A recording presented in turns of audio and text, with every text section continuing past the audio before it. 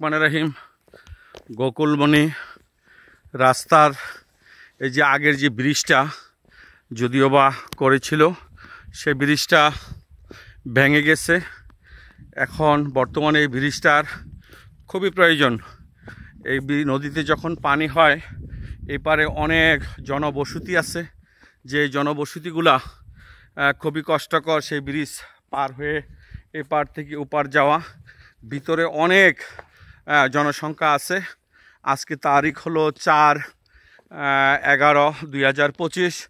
আমি আজকে প্রতিবেদনটা সবারকে তুলে ধরছি যে এই ব্রিজটা খুবই প্রয়োজন। বিদায়। আর দাদারা, দিদিরা, মামারা, আপনারা কেমন আছেন? সবাই ভালো আছেন?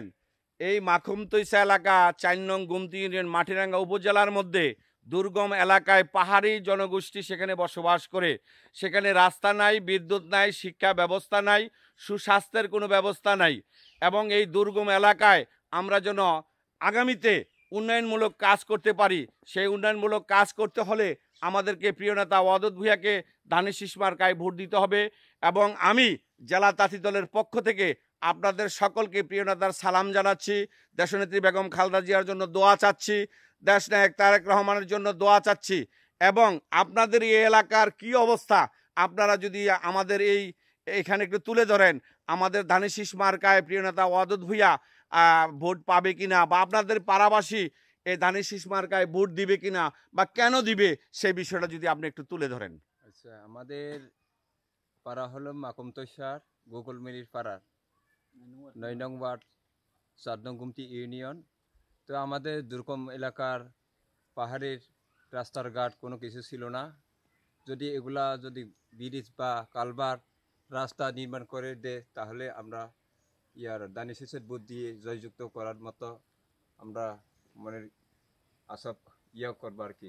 ধন্যবাদ সকল পাড়াবাসীকে ধানের শীষ মার্কায় ভোট দেওয়ার জন্য আমি অনুরোধ করে গেলাম।